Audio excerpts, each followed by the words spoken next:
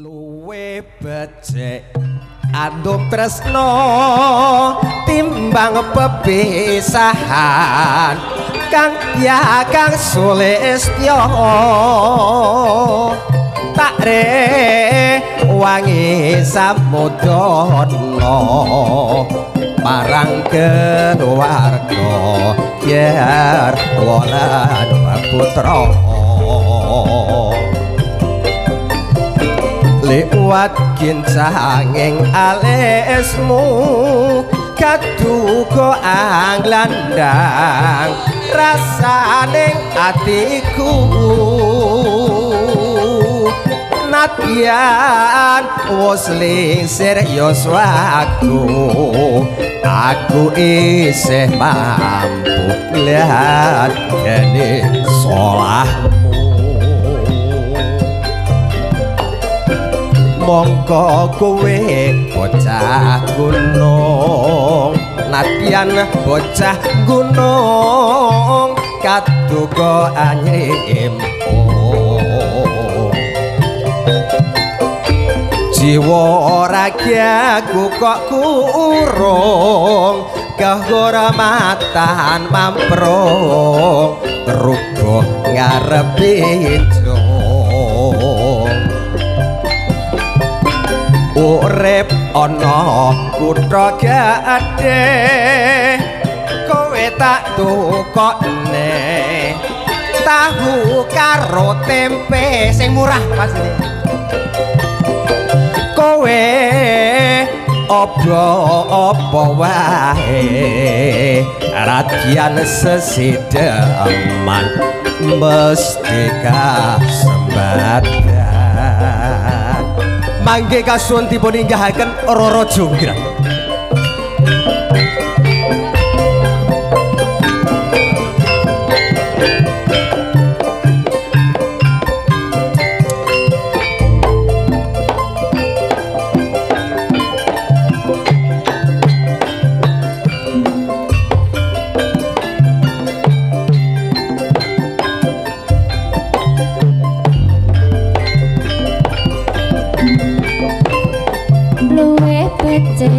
Mama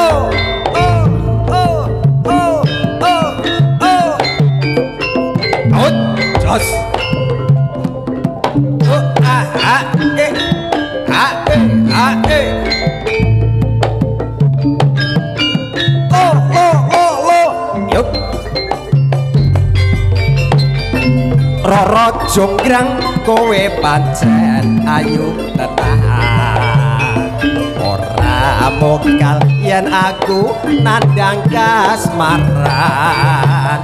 waspadakno prajuritmu kalah perang mula kowe dadi wanita boyongan Joko Bandung kowe aja malungko perang iki kanggo guru rampung Pilapati Kang Mas Prabu Kupala Kang Loseto labuh ing wana segara tobat kowe wanita keparat ora ngerti yen Bandung lananging jagat putra ratu pengging Prabu Damarmaya kang wis kondang duwe aji alugura Roro jonggrang manutosun pundhut garwa Joko Bandung aku terpiper pono Candi Sewu sewengi kutut dadi iya jonggrang pamundhut empo tak turuti tobat kowe wanita keparat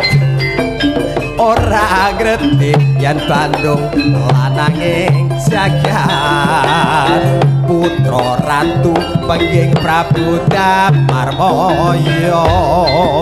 kang wis kondang duwe aji Bandawasa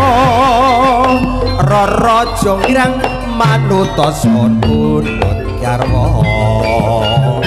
Joko Bandung aku terpiper pono